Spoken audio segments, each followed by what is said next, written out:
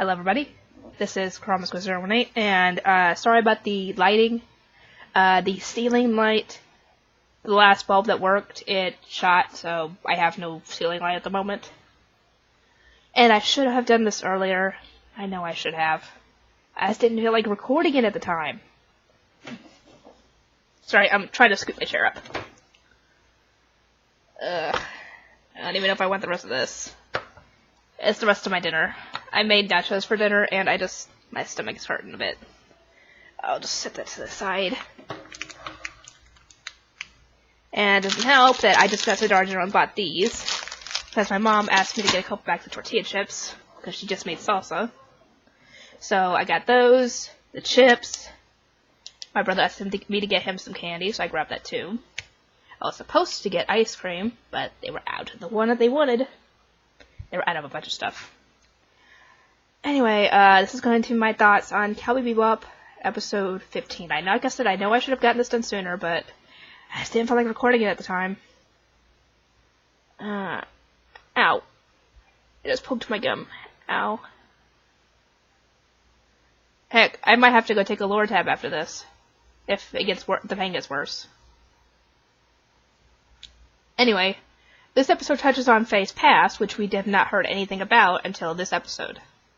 Apparently she was in an accident involving the gates exploding or something, I don't know.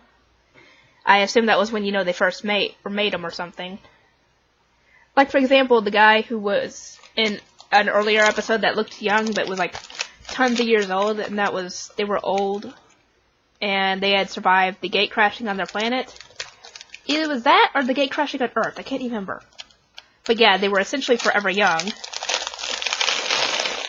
And yeah, made me think of that. But she was put in like cryogenic stasis until they had the technology to fix her, I think.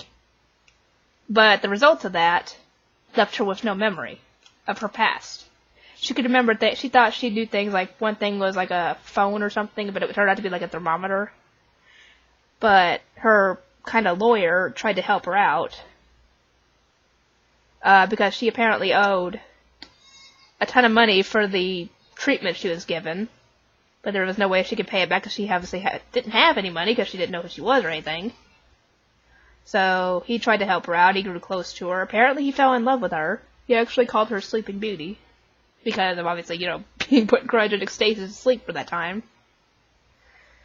Anyway, he apparently died, and she inherited his assets, which were debts. She inherited his debt. Really? Anyway, we find out that kind of stuff, but apparently the guy faked his death. He's still alive. She tries to get information from him, doesn't get anything. And, well, they turn him in and get the bounty. And sadly, we still have nothing on Faye's past. On how she ended up in the accident to begin with, what she was like before then, anything like that. Anyway, I don't have too much to say on this. And